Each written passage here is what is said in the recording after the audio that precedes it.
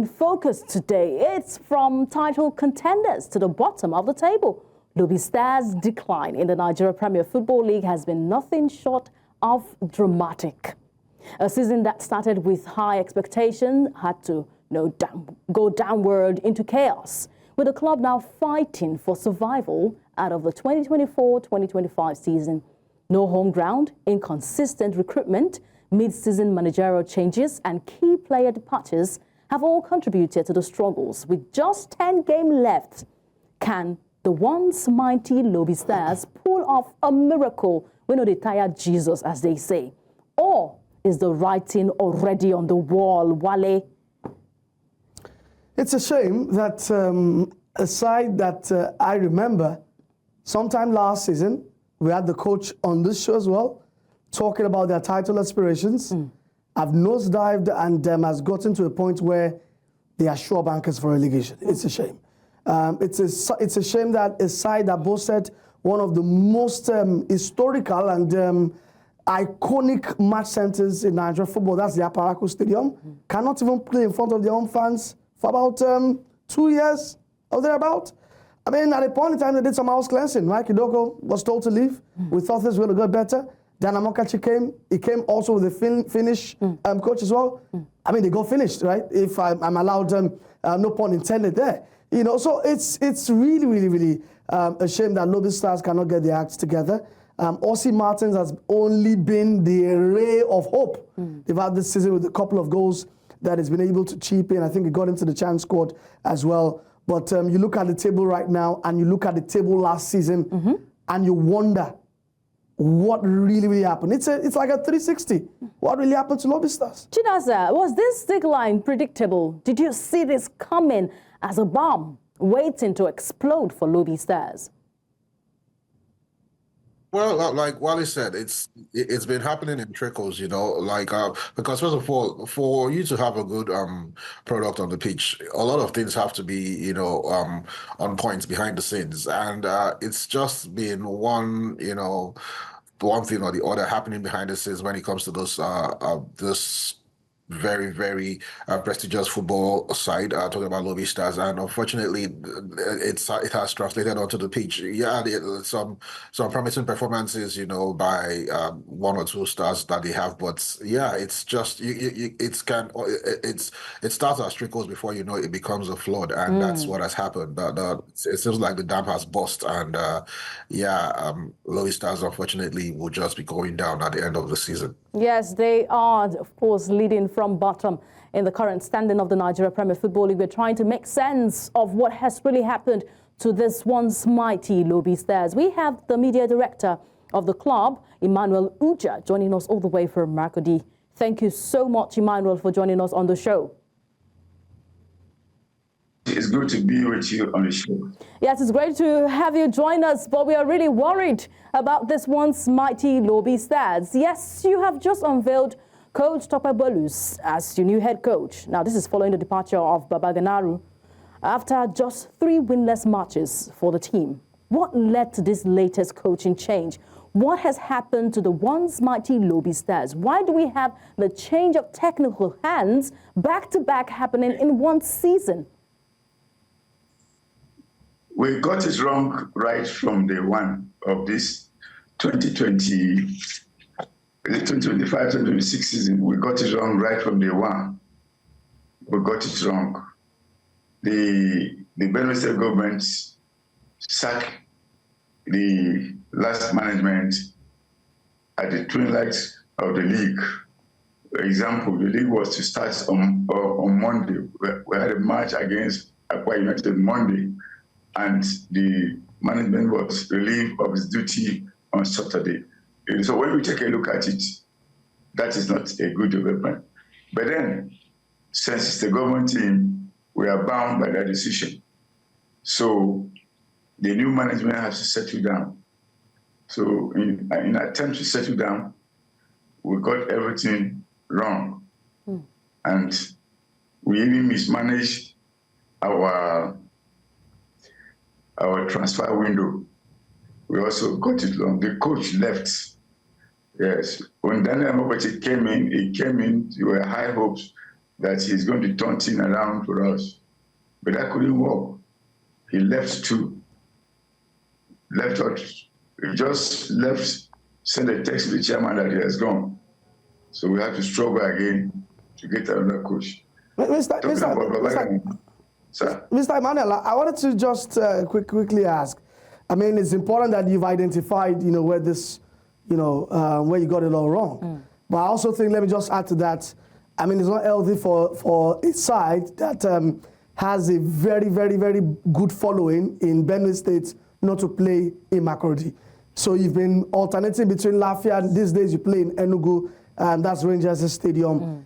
Why hasn't the new board been able to convince and persuade the government of the day to be able to fix the Aparaku Stadium and ensure that Lobi Stars can return right? Because trust me, if you play in front of your fans, it can't be this bad. Yeah.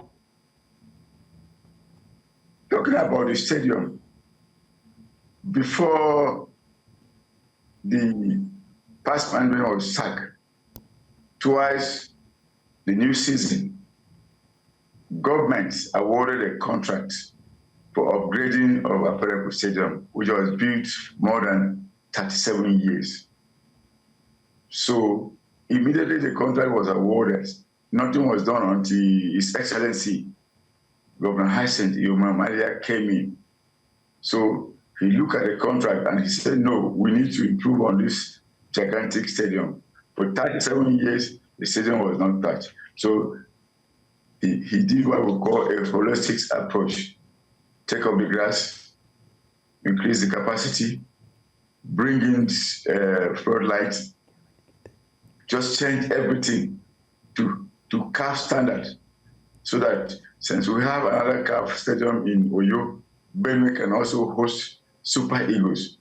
So the job was for 3 months, but somewhere along the line, it becomes a permanent feature. And so we have to move to Lafia. From Lafia, we have to move to Bauchi. From Bauchi, we have to move to Enugu, as you know. So the contractor disappointed us. That is why we are moving one place or another. I agree with you, you have to play in front of your fans to get a better result. But what do we do when you find yourself in this desperate situation? We are playing away from home. Just giving you the brief reason now.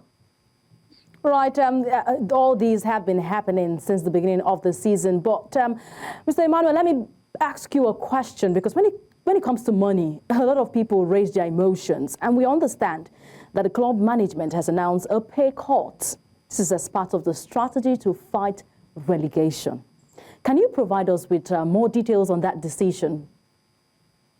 Let me also tell you one thing. Lobi Club is the most government-founded club.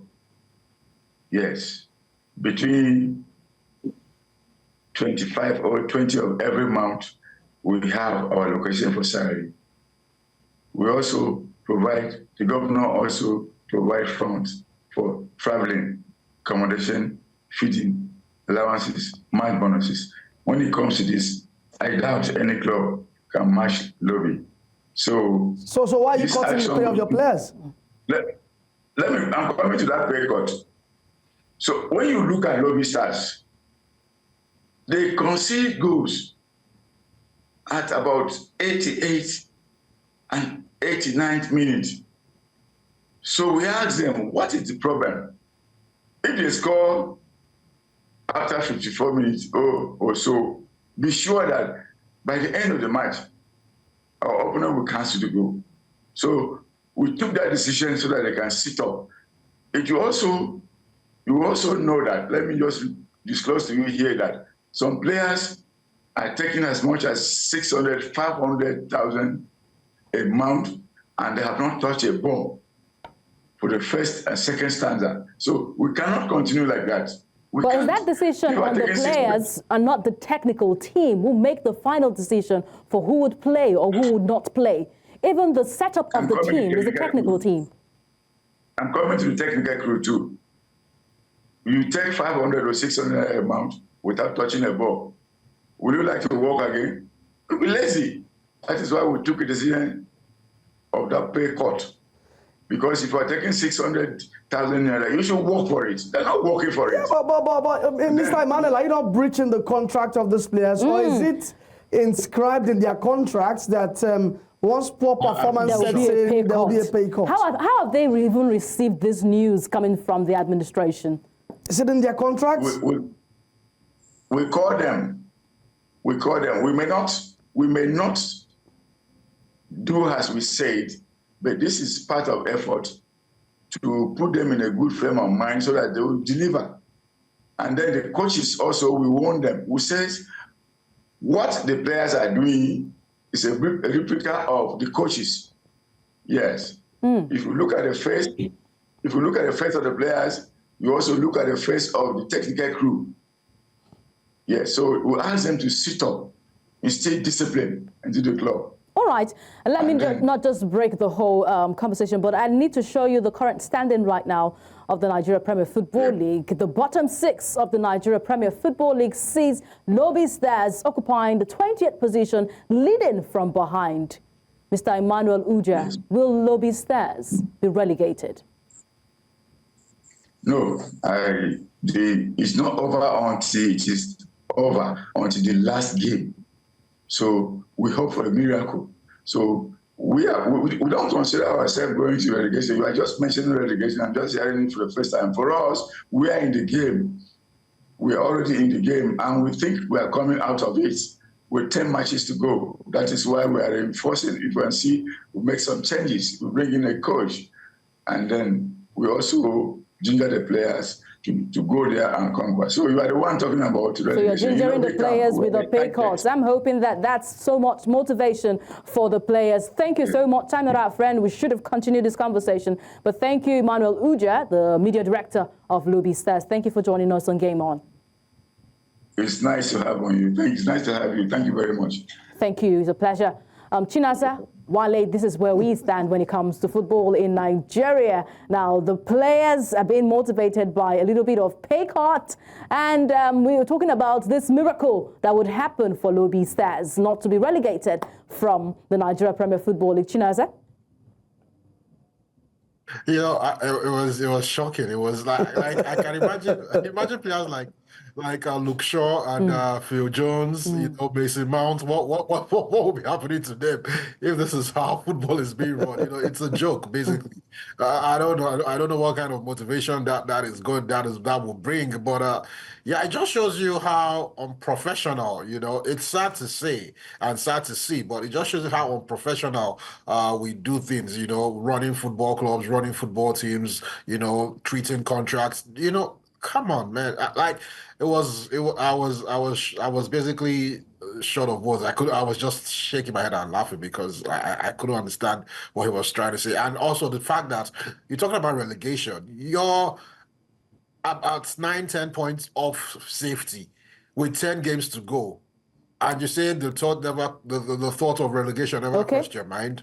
Come on, man. This is not some evangelical church here. We're talking about football and how it's and what we're seeing.